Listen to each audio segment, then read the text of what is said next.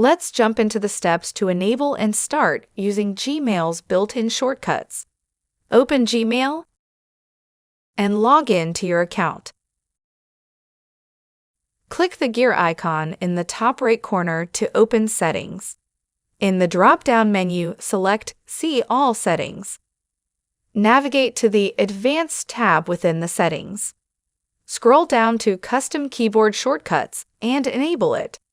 Scroll down and click Save Changes at the bottom of the page. Once Gmail reloads, return to Settings and go to the Keyboard Shortcuts tab. Customize any shortcuts you want or leave them as default. Click Save Changes again after you're done customizing. Test your shortcuts. Press C to compose a new email. Press R to reply to an email. Press F to forward an email. Press E to archive an email. Press / to instantly search your inbox. Was it that easy? Thanks for watching. Please like and subscribe to our channel and press the bell icon to get new video updates.